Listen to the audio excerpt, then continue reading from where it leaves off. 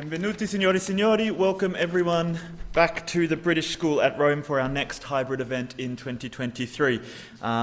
As always, it's a delight to have you all here, streaming in across the globe and of course in person at the British School at Rome too. My name, for those that don't know me, is Emlyn Dodd. I am the Assistant Director here at the British School and I'm very excited to introduce tonight's event, a roundtable discussion centred around the epigraphic evidence for foreigners in Rome.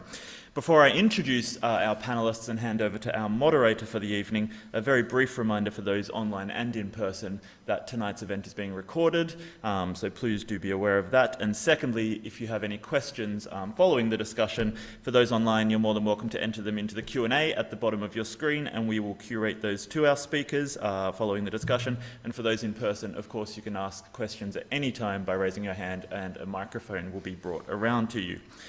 So this evening it gives me great pleasure, as I said, to welcome an expert lineup of speakers spanning doctoral, early career and more established researchers. Of course, Davide Massimo, who is a teaching associate at the University of Nottingham, will be moderating our discussion and has generously facilitated this event. And he is joined here by Caroline Barron from Durham University and, I should say, recently elected BSR Research Fellow, Alexander Gangoly from the University of Vienna, Cecilia Ricci from the Università del Molise, and Olivia Elder from the University of Oxford. Each of them, I think, will bring very unique perspectives and approaches to the study of this material. So without further ado, I'm going to hand over to our moderator for this evening, Davide Massimo. So please do join me in welcoming Davide and our lineup of speakers for this evening's discussion.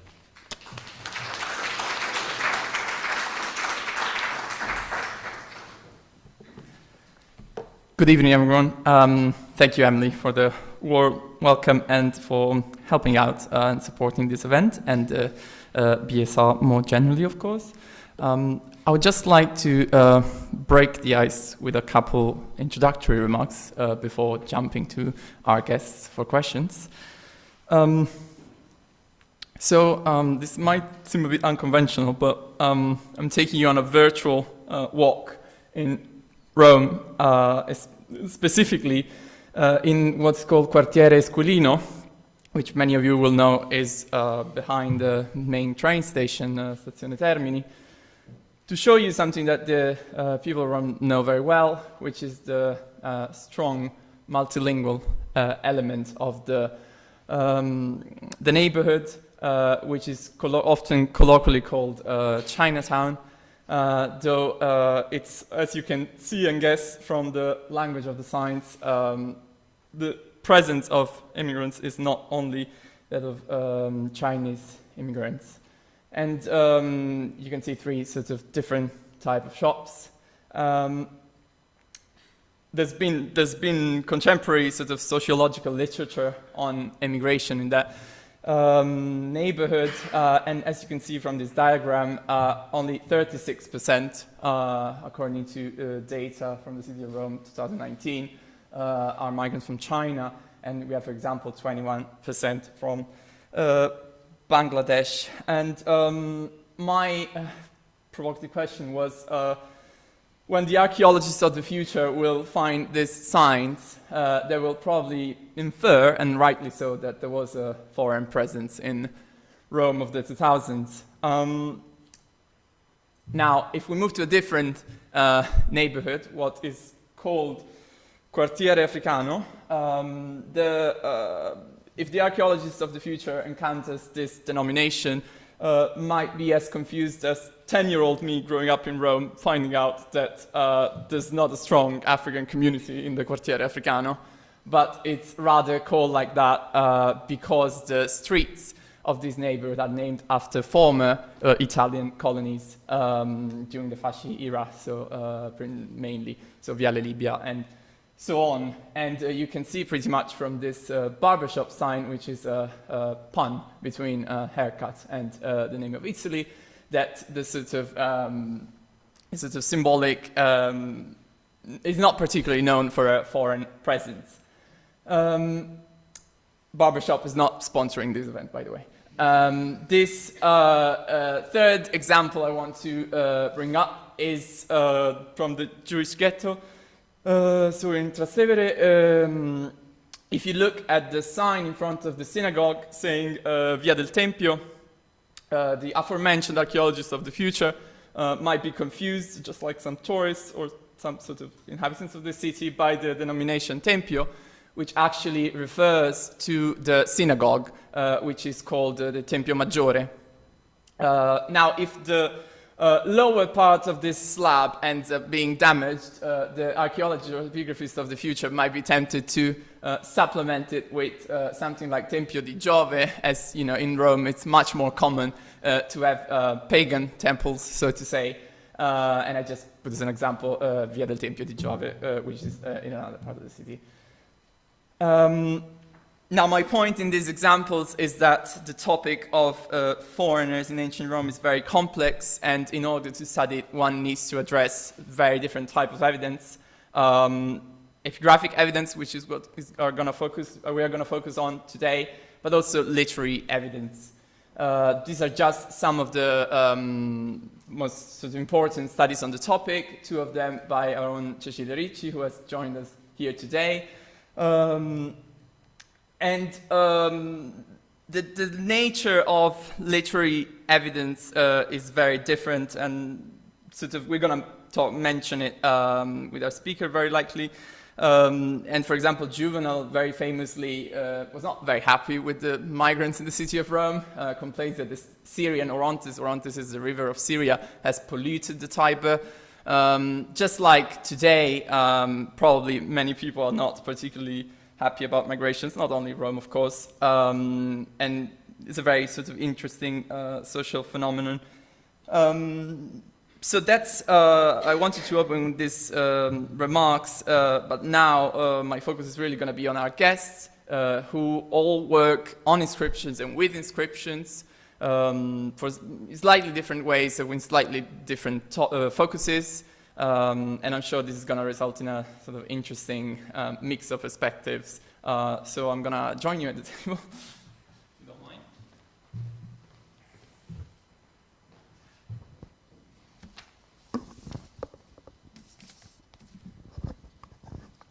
Good. Cecilia, I was thinking to start from you with my first question, and then I'm going to ask the opinion of the other members of the panel. So my first question is, what would you say the epigraphic testimonies add to our understanding of the issue, the topic of the foreigners in ancient Rome? And I'm really interested in what is it that we wouldn't know about this without these inscriptions, and vice versa. We could also think, what would we know? What would we know if we only relied on literary sources and did not have this type of evidence? Okay, Davide. First of all, I'd like clarifying that everything I'm going to say concerns foreigners in Imperial Rome, because it's a subject I've dealt with, and a phase when the epigraphical sources are rich and eloquent. In this chronological span, I intend the term foreigners to define individuals who are not originally from Rome or from other cities of the peninsula. But they are very different individuals or communities of foreigners in terms of origin, character of the stay in the city, their legal, social, and professional status, and also forms of aggregation. The study of sources can be carried out according to different parameters. Each of them helps to understand the same phenomenon from different points of view. The trend of the epigraphic habit in the Roman society is a very interesting issue. The reason for the parable of the span of the inscription, the rise starting from the late Republic and from the Augustan age, and then the decline starting from the 3rd century AD, is complex and has been attempted several times. In fact, it's a matter of mentality, a medium which for about 2 centuries has been chosen from by individuals and groups to express the values of a civilization and formal adherence to them, gives way to other forms of expression and representation. However, in the 2nd century above mentioned, some social groups which remained in the shadows in the historical narrative of the Republican period foresaw an opportunity to represent themselves by description. Thus, epigraphy opens up to knowledge of other social and cultural groups, in addition to that of emperors or leadings group. The word of municipal city, for example, of soldiers, of women, of land workers, of artisans, of traders, and so on. One of these groups, one of these categories, is that of foreigners. I apologize for this long premise, but it seems essential to explain how, without descriptions, we would know a minimal part of these individuals who once arrived in Rome, already aware of this epigraphic habit in their countries, or affected by the dimension and forms that the phenomenon had in Rome, made it their own and transmit us essential information. Thus, we come to know their living quarters, their habits, their age, the marriages, the family ties, or their condition, and also sometimes their mobility, the internal mobility. I limit myself to proposing one example among the many possible ones relating to refugees, hostages and the refugees. Their personal condition and their legal safeguard, as well as the hostages' condition, is complex and varies over time. For reason of time, I cannot dwell here about it. An epitaph found on the Via Flaminia, near the Milvian Bridge, dating back to the last 30 years of the 2nd century, recalls the member of a royal family of the Costoboci, a people of Thraco-Dacian origin who were settled in the north of the northeastern Dacia, controlled by the Romans. Zia, wife of Pioporus, king of the Costoboci, received a dedication from her grandchildren, Natoporus and Drilgisa. Of course, their name revealed they were peregrini of high status. Probably Zia, maybe with her husband, arrived in Rome as an hostage, following the invasion of its territory by the Asdinghi population, 170-172 AD, which forced the Costoboci to move towards the west, to accept submission to Rome and to give hostages several times. The epitaph tells us that Zia, after having asked for and obtained also hospitality in Rome as a refugee, ended her days here. Side note, but not so little, it should be noted that other sovereigns or members of royal families were buried along the Via Flaminia. In addition to Zia, we know the marble slab, for example, with the epitaph of the two sons of the Parthian king Phraates IV, Seraspadanes and Rhodaspes, in the Augustan age. And another marble slab, or that of Abgar of Osrene, another son of Phraates, but in the 3rd century, at the beginning of the 3rd century. It's therefore to be told that on the Via Flaminia, members of royal families had a reserved area, perhaps near the homes they lived, where they lived, or assigned to them. And this opened up the question of the place of residence of these distinguished people, distinguished and protected people, of the political value of their stay in Rome. Sometimes a key information like that is transmitted by historiography. Other times, inscriptions are precious clues of an obscure and if not unknown phenomenon like this. Thank you. That certainly touches many important points. Olivia, would you like to add your perspective to this? Yeah, sure. So I think actually one way to demonstrate what epigraphy adds is to directly compare it against the literary record. And so it's actually with one kind of concrete example from the literary record. And actually this is one very notorious example that Davide has already brought up that I wanted to start with. So this is Juvenal's Satire 3. This is Juvenal's Umbricius complaining, being totally fed up with all of the foreigners coming into Rome saying, I can't abide a Greek city. So what we get here is a kind of picture of a huge mass of foreigners, really noisy, really audible, really visible foreigners. And I think that epigraphy is one way to kind of get behind this kind of anecdotal literary evidence that kind of Juvenal's the extreme, but much of it is quite coloured by prejudice, quite xenophobic. And so I think epigraphy allows us to see the diversity of foreigners in the city of Rome on their own terms, rather than as constructed by others. So I'm going to answer this kind of with reference to my own particular area of expertise, which is multilingualism.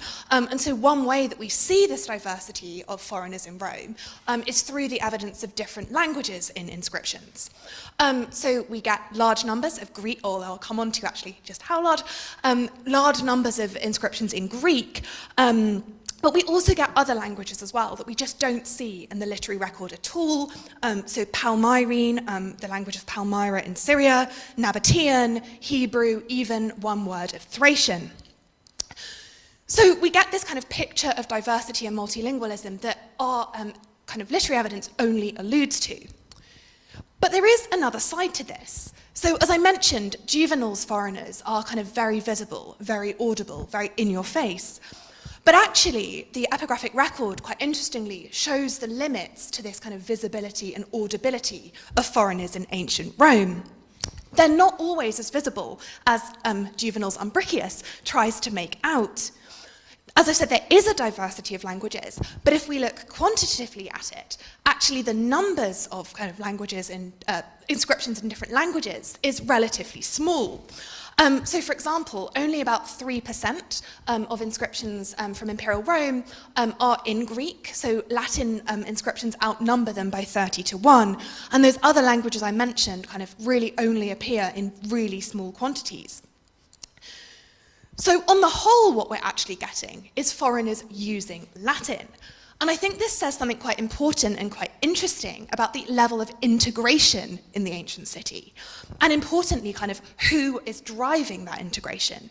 So there isn't really any evidence of kind of top-down enforcement to use Latin. It seems to be the case that these foreigners are adopting Latin kind of on their own terms and to show themselves as integrating and fitting in. So actually what we get in Rome is quite different from what Juvenal is saying. We actually get a kind of mixture of diversity and difference, but also of homogeneity and integration. And I think this kind of dual dynamics is really interesting. And I just briefly wanted to illustrate this with just a single inscription, which I think really nicely shows this mixture of diversity and integration.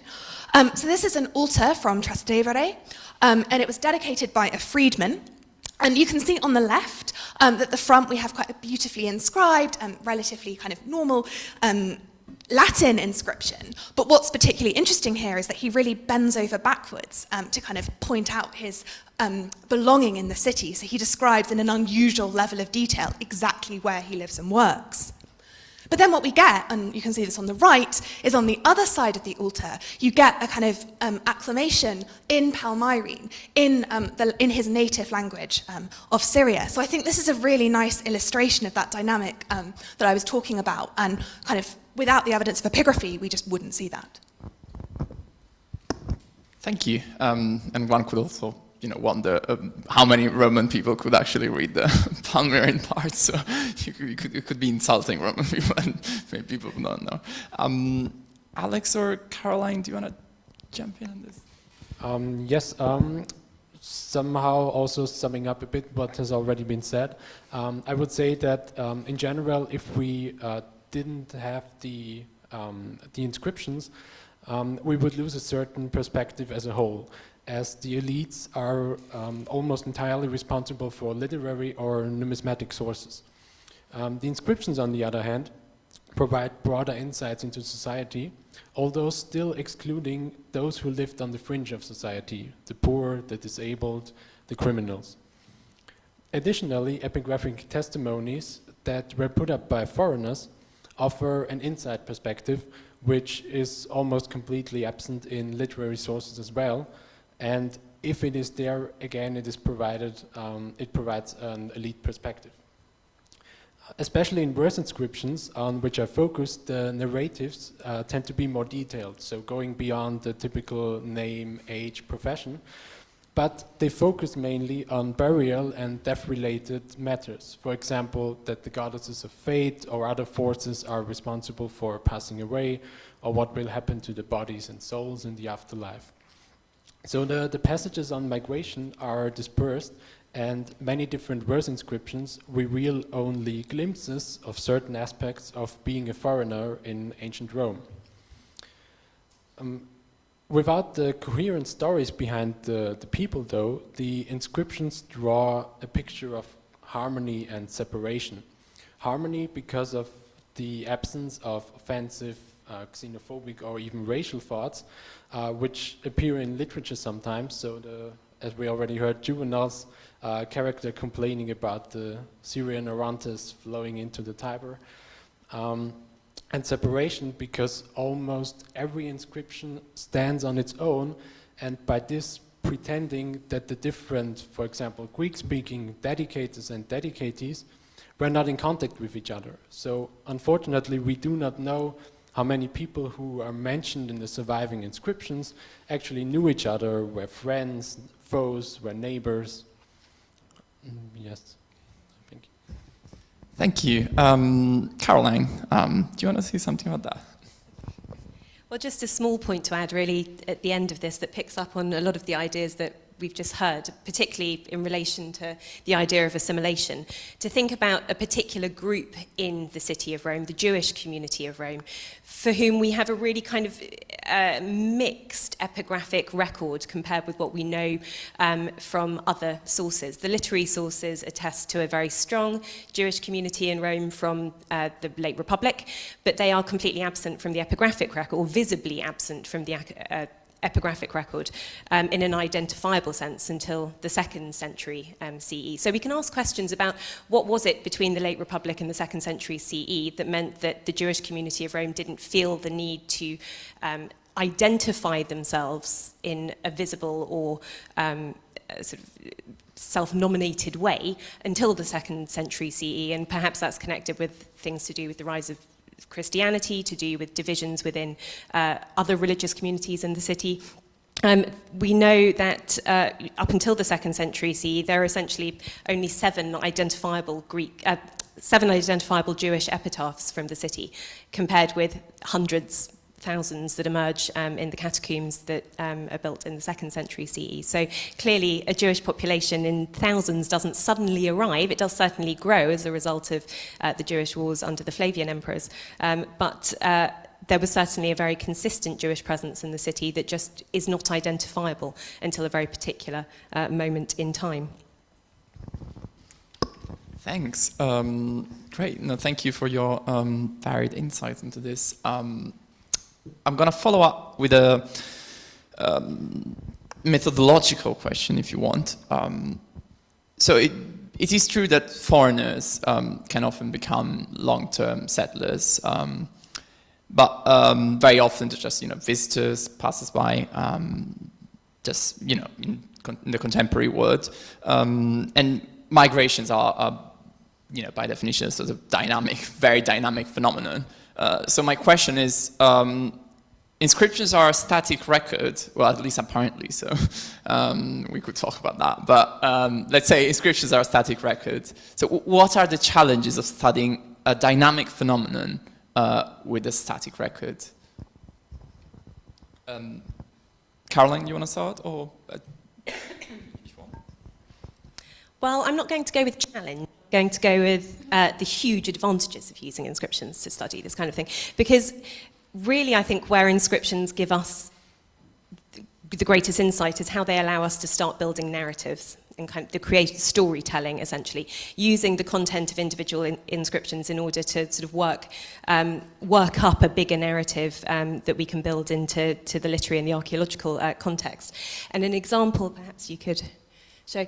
This is an inscription from the city of Rome. It's now in the British Museum, that relates to an imperial freedman, Titus Flavius Acroba, who reaches a very high position in the imperial household. He's the overseer of the doormen, so he supervises the slave doorkeepers within the imperial residence. It's probably something that he was awarded post-manumission. And there are questions as to whether or not Acroba was of Jewish origin originally. Acroba, as his cognomen, may be a Latinized form of the place name Acrobat, which is a toparchia in the north of Judea, which is referred to in Josephus and also in the Mishnah.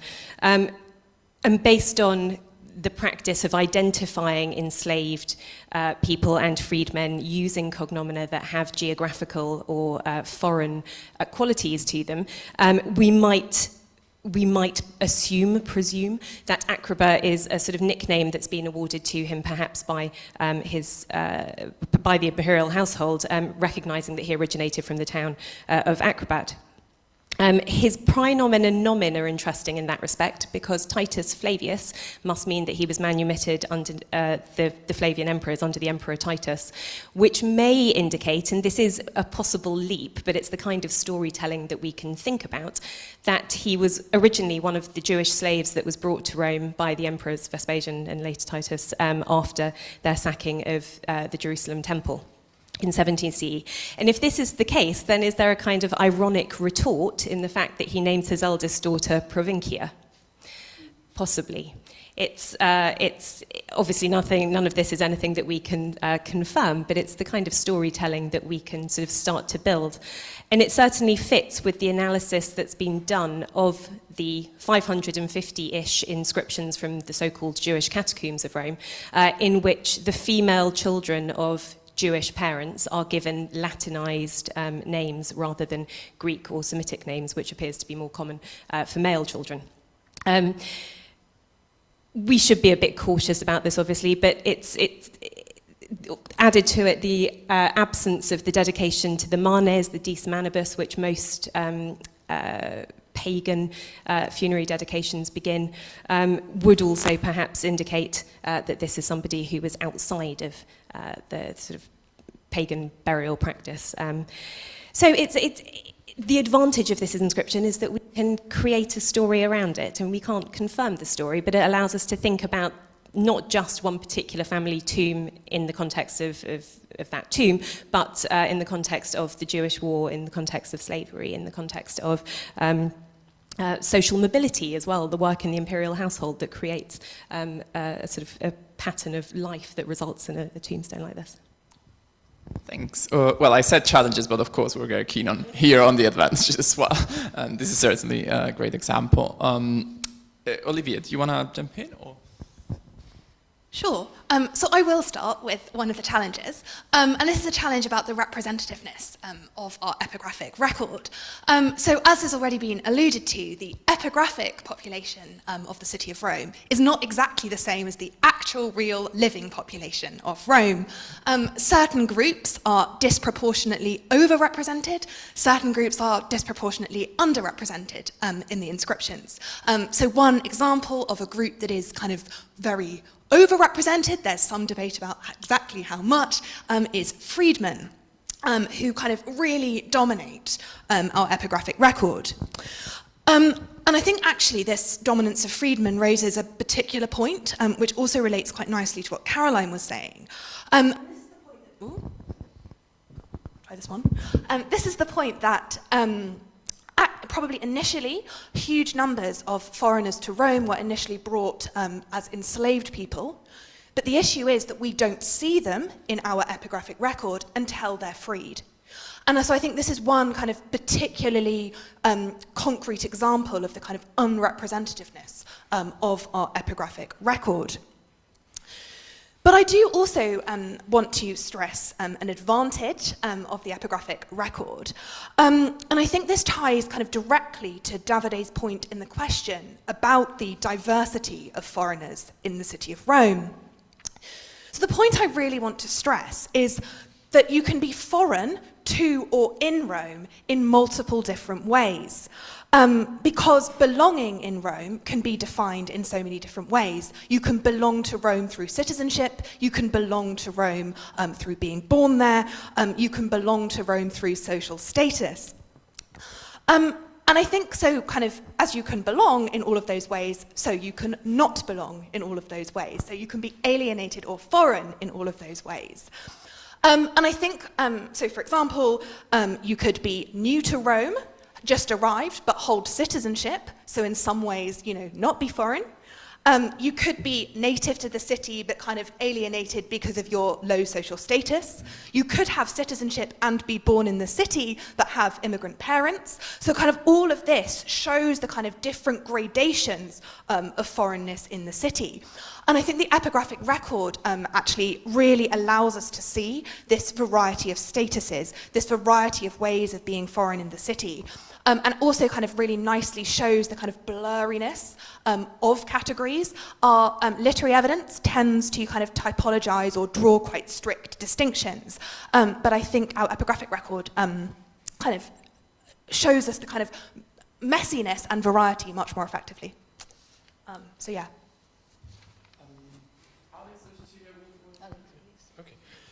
Yes, I will also concentrate more on the challenges. And I will go more into the missing coherent in-depth stories that we usually do not get in the inscriptions, which the literary sources, on the other hand, recount in a very appealing way. So to give you an example, Titus Flavius Priscus, another Titus Flavius, and Capito put up an inscription containing four Greek verses for their deceased friend Eubulus, who was a goldsmith from Corinth. Furthermore, we get to know that he was a good man and a good friend, and that he rejoices at libations by his friends. Otherwise, we don't know anything about the deceased or the two dedicators. How did Eubulus come from Corinth to Rome? Did he get to know his friends in Rome, or had he known them before? Did they help him to come to Rome? How and where did he spend his days? Who were his customers? Did he have contact to the elites through his profession? Did he have relatives in the city? And especially, how did it feel to be foreign in Rome? Concerning foreigners, the hardships usually lie in the incomplete details about the migration processes and the interpretation of some passages. To illustrate this, let me give you another example of Zenon. Zenon called Aphrodisias in Asia Minor his homeland, but decided to leave. He went through many cities and could rely on his skills in sculpting. He erected a tomb for his child, Zenon Jr., sculpting a stele and likenesses. He then also created a grave for his spouse, Cloutine, for his child and his friends. With 70 years he died, and they all lie buried in Rome. The inscription was written on a hammer, and if we trust Zenon's statements, we have to assume that he himself sculpted it. The hammer survived, and you can also take a look at Zenon's work in the Vatican museums. But unfortunately, we do not know the finding place, and thus cannot contextualize the tomb complex itself. Despite this problem, we would also like to know more about the migration process, although Zenon already tells us more than most other verse inscriptions. He came through many cities before coming to Rome. The addition that he had faith in his skills is, in my eyes, a hint that he also worked in these cities, maybe to finance his further journey. But a whole lot of questions remain here as well. Why did he leave Aphrodisias? Which route did he take, and through which cities did he come? How did he live there and in Rome? How did his son die, and what did Zenon feel then? Who was Cloutine? Who were the mentioned friends? Did they help him to make his way to Rome, for which he included them in his tomb? And again, how did it feel to be foreign in Rome? It's questions upon questions. Yes, David, is the glue question, this, yes? So dynamism, staticity, and advantages or disadvantages. In brief, advantages are those already mentioned. Inscriptions are hundreds or of thousands of documents distributed all over a wide chronological span. This allows us to take the pulse of a variety of conditions and situations to which I referred before. The disadvantages are, however, much more. In some ways, specular to those just told. It should never be forgotten that inscriptions are only partially representative of what was the historical reality, as just said, for the circumstances of their discovery and because only a part of the population could afford to build a funerary monument, for example, or to make a sacred dedication, or to be honored. Moreover, inscriptions are partial and an incomplete point of view. In the vast majority of cases, we are dealing with sepulchral inscriptions with standard formulas that leave little space for inventiveness and which provide small or incomplete information. It would be nice, for example, to learn about the life, working condition, relationships with colleagues of foreign traders who worked in Rome, as it is possible to do thanks to literary sources for doctors of Greek or Asian origin, or for school of doctors in Rome. We know that some of them gained a high position and a good reputation too. We are also well informed by historiography on intellectuals, on their permanence or mobility. Just think of the Anei in the from the Hispanic city of Cordoba, place of origin of the rhetorician Seneca, of his son, the famous philosopher and mentor of Nero, of his nephew Lucanus, but also of the senator Annaeus Novatus, or the equestrian Annaeus Mela.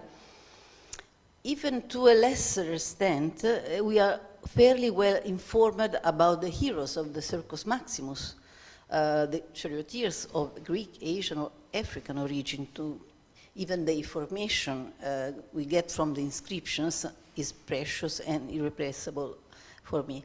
And so we learn names and careers of pantomimes or gladiators who often received citizenship, but at the end of the career in an advanced phase of their life. But we also know a lot about them from the reliefs, from the mosaics, and once again, inscription. Davide, yes, you said well, migration are a dynamic phenomenon. It must be said it's not always easy to distinguish between a temporary or a permanent residence. With respect to the duration of the stay in Rome, one can speak of immigration, in my view, only in the case of a voluntary and substantial term settlement in the destination place. Unfortunately, the sources we have do not always allow us to distinguish whether, for example, the presence of a trader in Rome is to be understood as temporary or permanent. It is not appropriate to consider as immigrants individuals such as ambassadors, for example, or their entourage, students or lecturers. Their stay in the city was intended as temporary, even if standing often beyond the established terms. However, we know of cases, such as that of the philosopher Chaeremon, who arrived in Rome in 41 AD for a short stay, but he remained here and became also one of the Nero's teachers. Even in the case of some hostages, as we have just seen, the foreseen provisional stay has turned into a definitive permanence. So different situation.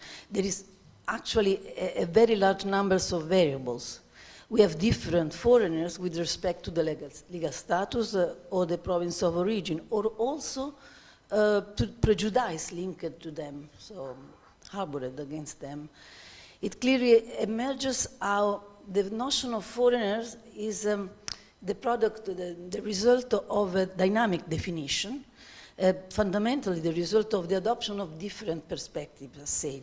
Foreigner is someone who is different because he comes from another country, because is other from a physiognomic or a juridical point of view. Foreigners are also those who are distant because they are not part of the political fabric of the city. They speak different languages also. They live in some areas, some different areas of Rome.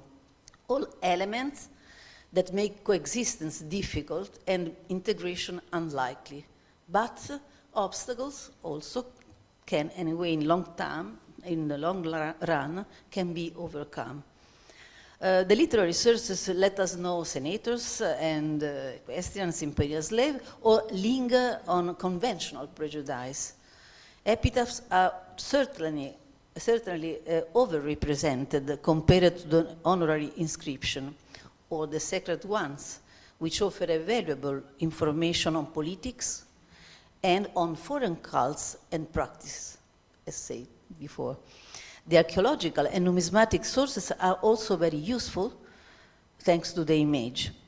In fact, the study of the ethnic composition of an ancient city, not only Rome, offers the best result only if it is the product of an integrated analysis, which treasures varied information which represent, as far as possible, a broad and varied point of view.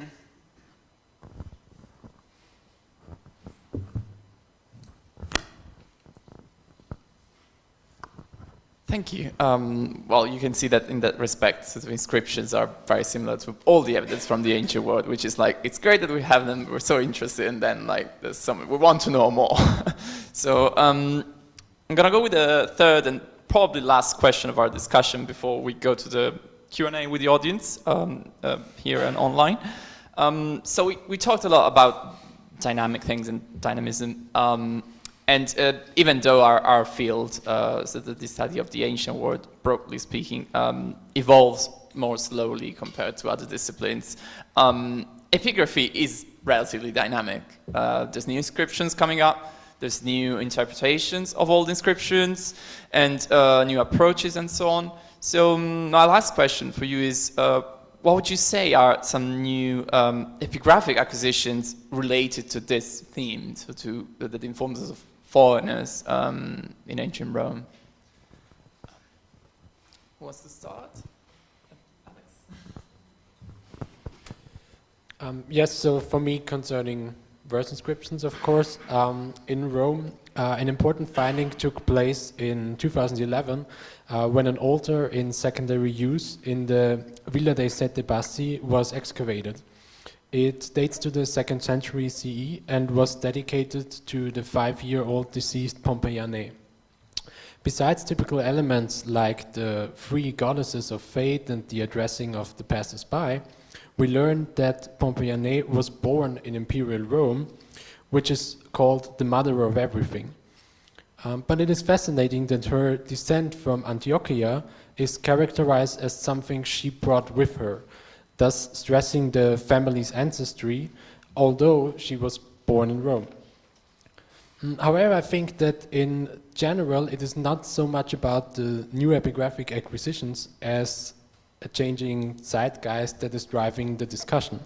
So topics like migration, diversity and globalization in ancient history did not come up by accident within the last 3 decades, but were a result of the general discourses around the world at the same time, and led to new perspectives at the Roman world. This way, the same inscriptions provide new insights. Furthermore, new scientific methods like biochemical analysis have also gained momentum in recent years. Inscriptions can provide important information for the interpretation of these analyses, which in turn can help with otherwise lost data, among others on demography.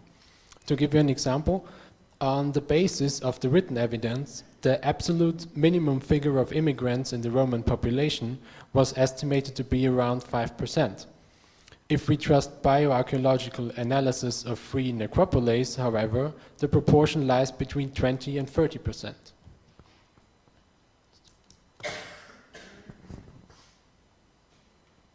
So epigraphy is a dynamic field, but up to a certain point, I cannot say that the inscriptions, new inscriptions, especially single finds, have radically changed our point of view on the foreign presence in the capital of the empire.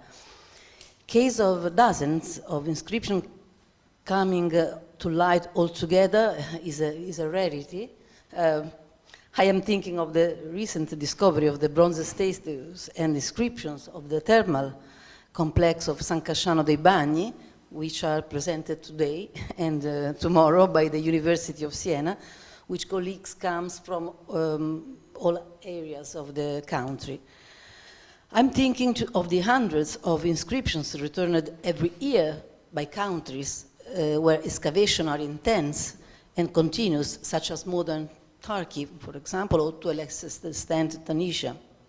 Of course, can happen also that some inscriptions open glimmers, recalling, for instance, the career transition of an official. But I would say that the framework of the Roman society returned by the epigraphy can hardly be completely subverted. It is rather the systemization, we say, la messa a sistema, of a series of information concerning connected individuals, which can increase our knowledge. There is also the new bibliography, not to be underestimated. New points of view and new methods of investigation can lead us to modify our perspective in the study of the phenomenon. I think of Lawrence Tacoma book, Moving Romans, Migration to Rome in the Principate, to propose a range of 10 different forms of migration, often concomitant with each other. And dynamism is expressed in all its richness and articulation. Or again, the new reflections, for example, the very recent one by Cinzia Vismara on the Roman Jewish community, 20 years after the systematic work of David Noy. If we exclude slaves and soldiers, most of the migrants categories are already contained in the words that the aforementioned Seneca addressed to his mother, Elvia. Coming back to the last question, there is the last question of the last question. Is there an idea that has been strengthened by new findings? The answer may be yes. Undoubtedly, there are ideas that have been strengthened by newest discoveries. I'd like to propose an example relating to a family of African origin. Between the 70s of the last century and the beginning of the new one, at the gates of Rome, in a place called Sant'Eusebio, along the extra-urban sections of the Via Tiburtina, were found two stele. Gaius Sextius Martialis commemorates his father, the procurator Quintus Sextius Martialis, who in turn commemorates his brother, Titus Sextius Alexander, so two brothers and the son of one of them. But we already knew these two brothers, mentioned in an inscription of Mactar in Africa Proconsulari. This document offers us the answer to why the sepulchral monument of an African family is located in Rome. Gaius Sextius Martialis was a big procurator and an important figure for his fellow citizens. In Mactar, he paid 50,000 sesterces, arranging that with interest on the amount paid, every year the memory of his brother Alexander was celebrated with a banquet, and the city rewards him with a statue. This is the base of the statue. Among the other officers of Martialis, the African dedication mentioned that of the Abactis Urbis, that is, it was responsible for a sort of bulletin of the city on behalf of the emperor. For this, and for the position held later, Quintus Sextus Martialis had to stay in the capital for a long time until he moved, and he moved definitely there. Nearby, he bought a land property which housed the family tomb. So it's therefore the cross-reference between the inscription coming from different parts of the empire helps to reassemble the pieces of a professional life and passages also of familiar destinies. This can happen with sources of a different nature or diciamo, from different parts of the empire, as mentioned.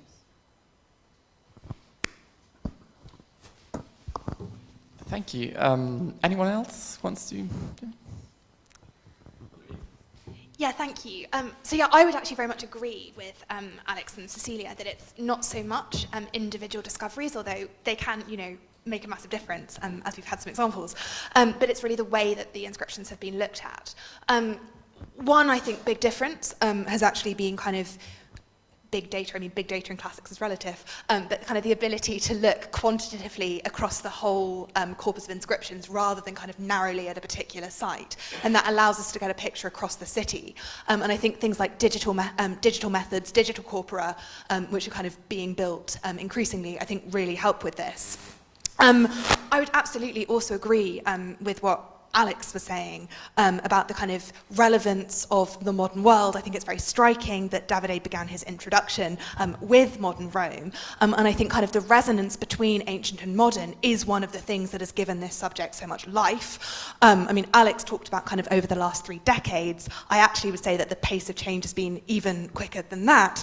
I personally started working on this in 2015-ish, when, the kind of rhetoric that we get in Juvenal, you would hope had been kind of confined to the history books, and yet, 2016 and all of, so I think it's kind of that point about kind of modern political discussion really changing and kind of sensitizing the way that we talk about foreignness, the way that we talk about migration, has, I think, made a real difference to the study of this topic. I also wanted to just kind of briefly point out one place where there is actually scope for quite a bit of further work. This is a kind of set of evidence that I'm currently looking at. So we spent most of the session talking about stone inscriptions, but another set of evidence, also epigraphy, is graffiti. So this is kind of evidence that is much more spontaneous, potentially allows us to kind of access a slightly different kind of evidence. So this is an example. This is the excubatorium of the Vigiles down in Trastevere, basically the headquarters of the ancient Roman fire service. And what we have, we know that people from all over the empire served here. And really nicely, I'm really sorry, it's so difficult to photograph graffiti. Well, I mean, this is the digital edition from the BSR. It's actually, if you zoom in, it's really good. But we get a record of these people's service graffitied into the walls of this building. This is a kind of example of evidence that we just wouldn't get in any other way. The graffiti of Rome, actually there is huge amounts of graffiti from the city of Rome. It hasn't yet entirely been catalogued, so there's a huge amount of scope there. Very recently, so last year in JRS, Carl Helm published an article on Sapphitic graffiti in Pompeii and showed how that graffiti really gave us access to a kind of transient foreign population that we just don't see in any other type of evidence. So I think that's quite a nice example of how this graffiti evidence, alongside the kind of stone inscriptions we've been talking about, could kind of add even more, and there's a lot more work to be done in that area. Great. Well, thank you. We spanned a lot of interesting and very important points on the epigraphic perspective on this theme. Well, we saw that a lot depends on the parameters we want to use to define foreigners. Of course, it's always tricky. There's also the category of people who didn't mean to settle in Rome and then end up settling in Rome, which happens nowadays too. And then we talked about how it is both challenging but also rewarding to work with this type of evidence, and how different it is from the literary record, which very often talks about prejudice and sort of, well, after all, let's remember that most of the literary record comes from the upper classes of the Roman society.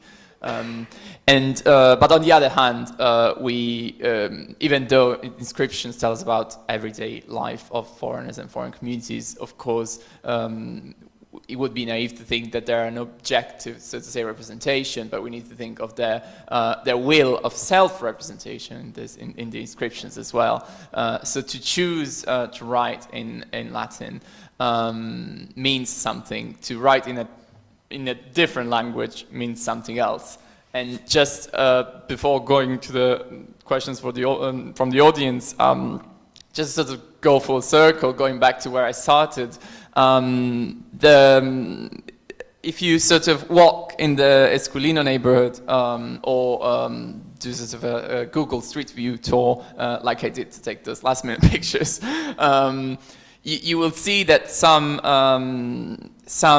shops exhibit very sort of prominent Italian flags, and one might think if there's a will there to signal, look, this is an Italian shop, you know that all the shops in here are Chinese or Bangladeshi or something else, but this is an Italian shop. And on the other hand, when you see a restaurant sign only in Chinese or in Chinese and Italian, you can, just by looking at the sign, you can think of the intention behind that and the dynamics of the integration and sort of self-representation in there.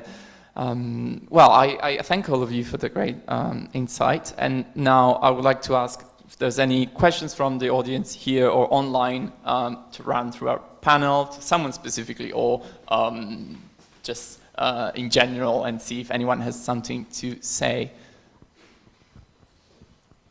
Yes.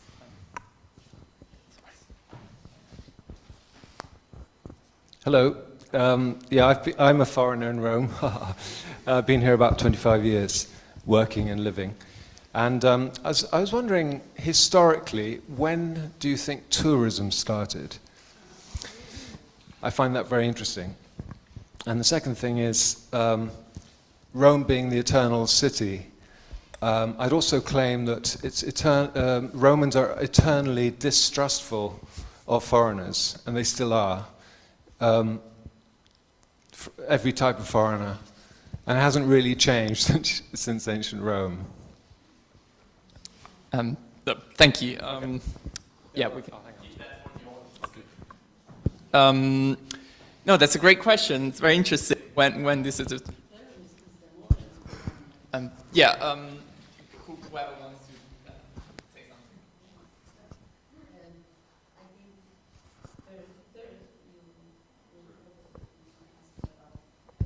Un po' più vicino.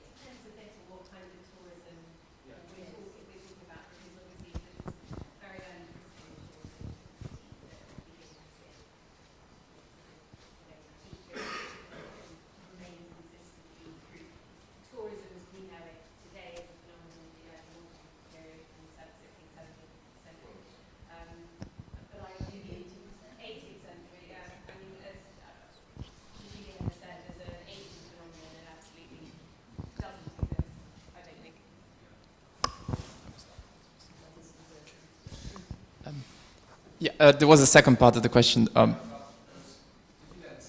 Yeah, okay, just distrustfulness.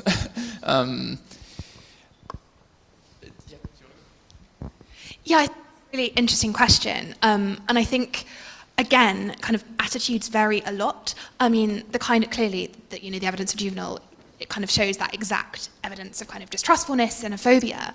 I mean, it's a great example. It's actually, in some ways, a bit of a red herring in that it kind of is quite extreme.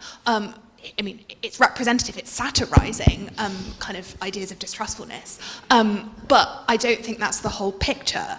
And I think kind of this goes back to kind of some of what I was saying earlier about the kind of many foreign in Rome.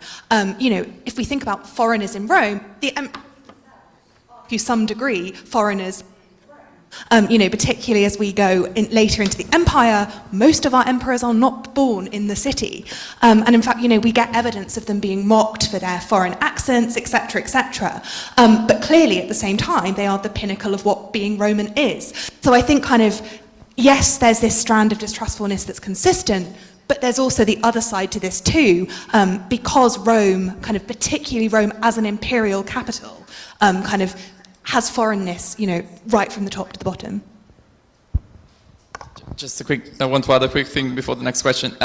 Maybe we could say that some Romans, especially upper class, would rather go to Greece for some time, some kind of tourism, learning the language, in Athens especially, and see the art, and sort of enjoy the intellectual climate. That might be something resembling tourism, but the other way, the other direction, let's say. I hope this answers it. Yes? Thank you. I'm just thinking of looking at this question partly from the provinces looking towards Rome. And it's certainly been suggested, as you'll all be very aware, that the epigraphic habit and variations in it means that some groups or some regions perhaps in their populations are less well represented epigraphically than others. How far is that likely to be a significant factor when trying to understand the dynamics of groups from different parts of the empire in Rome, and how far might it actually distort our understanding of the evidence? Anyone? Well, in terms of the Jewish community, it's undoubtedly there was an epigraphic habit in which they participated in the city, but in which they didn't feel that there was no self-identification until a particular moment in time. So that completely skews our perception of what the epigraphic habit must have meant to the Jewish community in the city up until the 2nd century. And then equally sort of skews it in the opposite direction for why there's this sudden explosion of material in which individuals were referring to themselves as Judaios or Hebraios, and visual imagery like menorah and palm leaves and things as symbols of Jewishness. Outside other communities? Yeah, so I think it is an absolutely kind of crucial point to bear in mind. One thing that I can think about is the kind of difference between people importing their own local epigraphic habit into the city of Rome and people who have only ever gotten an epigraphic habit because of contact with Rome in the first place. And there are examples of both of those. So one, and particularly in terms of multilingualism, one point is that there's an almost total absence of languages from the west of the empire. And one of the explanations for that is because the kind of epigraphic habit in the west is so kind of mediated through Latin Roman norms. If you contrast that to Palmyra, for example, there's a very strong local epigraphic habit in Palmyra, at least bilingual, kind of increasingly trilingual epigraphic habit as well. And so that might be one explanation for why you get Palmyrene inscriptions being inscribed in Rome, because that is an importation of an epigraphic habit. So I think I hope that kind of vaguely answers your question, but I think it is important to be differentiating between importation of epigraphic culture and kind of adoption of local epigraphic culture. Thank you very much. There are some questions online, one perhaps more straightforward and then another which might require some more unpicking. The first, from Abir, are there any Libyan numerid inscriptions in Rome, given that the origins of the Severan dynasty come from Leptis Magna? To my knowledge, there are no, and I'm probably going to be corrected by this immediately. To my knowledge, there are no Libyan inscriptions in the city of Rome, nor Punic inscriptions. In Sicily, we've got them, but in the city of Rome, as far as I'm aware, no. And by the time, it is true, okay, good, thank you. By the time we get to the Severan emperors, the epigraphic habit for Libya has become entirely Latinized, and it's been Latinized for a good century and a half, if not longer, so no. Excellent. And a second question from Stefano from University of St Andrews. Hello. How does onomastic play into the study of the presence of foreigners in Rome? I guess that over time it becomes more challenging, as the coexistence of foreigners in Rome will have brought a lot of variety in what was later times considered a Roman name. Olivia looks very enthusiastic, so... This is a really good question, and it's a notoriously difficult problem. It's actually one example of where kind of study and perceptions have changed over time. I guess the headline here is that onomastic evidence in and of itself is not evidence of foreignness. And I think that's the crucial point to stress, is that just from a name alone, you cannot tell somebody's origin. In older scholarship, there was a kind of tendency to see kind of Greek names as kind of often being indicative of servile or kind of initially enslaved status. That, by and large, has been kind of discredited. You know, that Solon has done a really good study of kind of onomastics in inscriptions and has kind of broken down some of these kind of assumed links. So onomastics can be interesting, particularly if you have kind of more detail than just the name. So for example, you have kind of people talking in inscriptions, and then you actually, in a family, you get, you know, one generation and then the names of the next generation. You actually can kind of trace onomastics against other contextual information. It can be really interesting in terms of choices, but in and of itself, it's a bit of a minefield. No, I think the most important things have been said, especially with onomastics. It's hard to trace anybody back to where they came from. So just by the name, you cannot tell anything. So concerning origin. I completely agree with Olivia.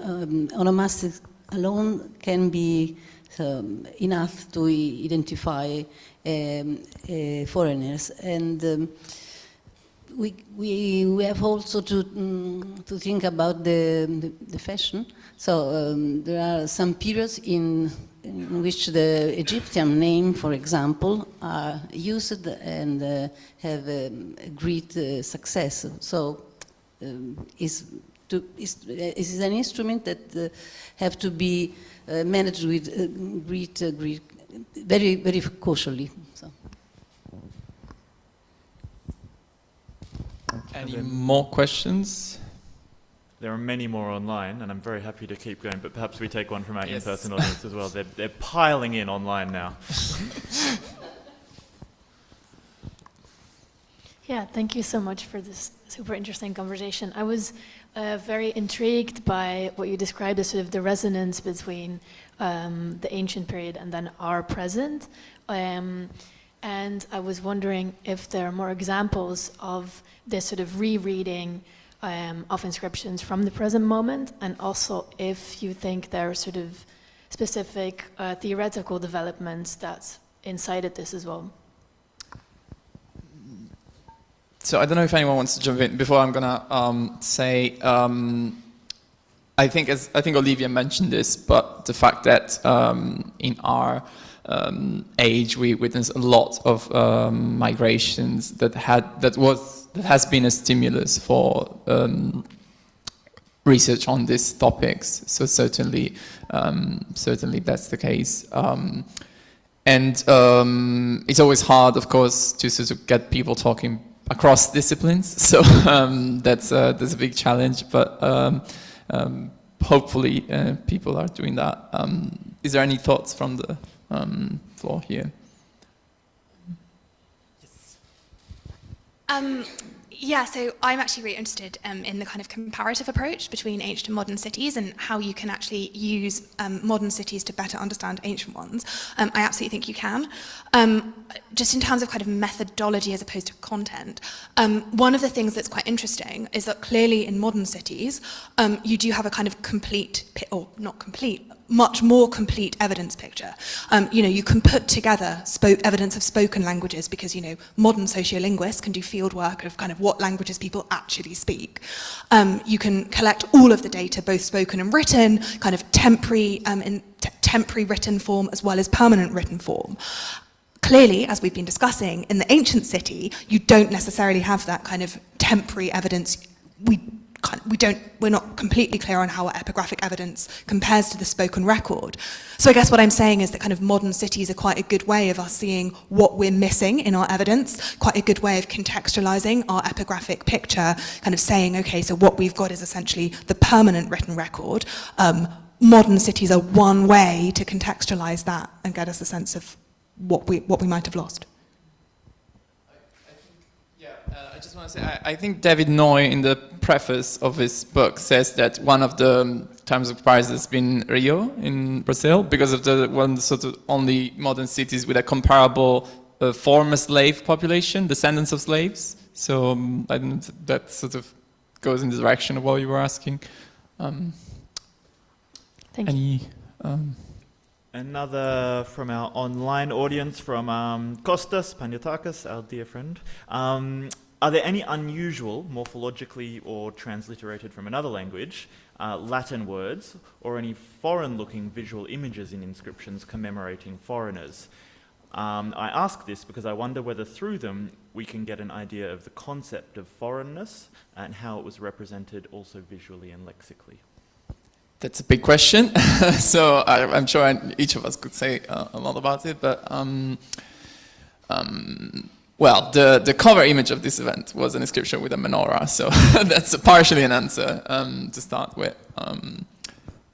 And does any of you want to start? Or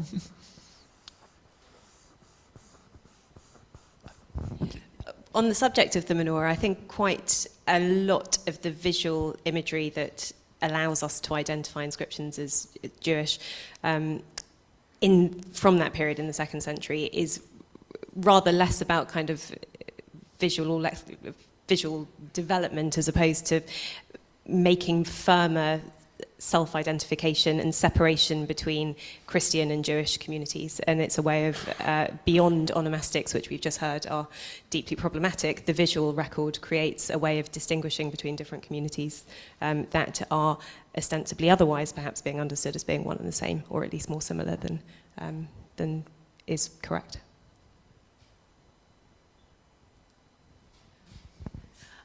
So I'm really not an expert on iconography, so I'm afraid I can't answer on that. But in terms of unusual language, so I mentioned at one point there's kind of one word of Thracian that seems to creep into Latin. It's the word midne. It's just transliterated directly into Latin. So it would seem that a Latin speaker probably could, physically read that, but that kind of unusual word would itself be a marker of foreignness. It's kind of interesting that it gets transliterated. It's kind of a marker of foreignness even if you can't read the original language. Transliteration is really interesting, again, because kind of has a slightly different readership potentially and different visual impact. I'm sure there are lots of interesting examples of morphology. I can't think of some off the top of my head, but the place to go for this probably would be Adams, 2003, which has got quite a nice study of the Greek epitaphs of Rome and talks about kind of different linguistic phenomena within that. There's also a nice little olla from the Appian Way, which Alex Mullen has talked about, kind of was initially a bit dismissed as kind of mixed Latin-Greek weird stuff going on. Actually, it seems that it's potentially got more kind of deliberate mixing of languages kind of going on there, almost to kind of communicate a mixed identity. So yeah, there is a lot of kind of there's a whole spectrum of kind of multilingualism from direct translation into one language to kind of tiny bits of morphology filtering through. I've just got another example came to my head of a Greek verse inscription in Rome, which is actually written in Latin letters. So we also have that. I think Sylvia Orlandi has a question. Actually, not a proper question. It's much more support for what Olivia said about the graffiti, importance of the graffiti. Because I'm sure that the scenario that you have depicted would not be probably changed by the inclusion of the graffiti in the evidence, but it would be improved because we would have much more material than we have now. For example, we're working at the moment on the digitization of the graffiti of the Pedagogium. And there are a number of persons or people saying explicitly that they were African, Afri, but writing in Latin. And this is an interesting phenomenon, for example. And also from a multilingualism point of view, including the graffiti in this evidence would mean also to think about multilingualism in a not necessarily traditional way. We do not have real multilingual text, meaning they are not written in two different languages or two different alphabets, but the whole room is multilingual. So you have to think in 3 dimensions in this way. And speaking about the phenomena of, let's say, crypto-multilingualism, so when somebody is using, for example, a letter that has the shape of the letter, I mean, a P instead of an R, thinking that he was or she was using the Ro, the sound R of his own alphabet, or L shaped as a lambda.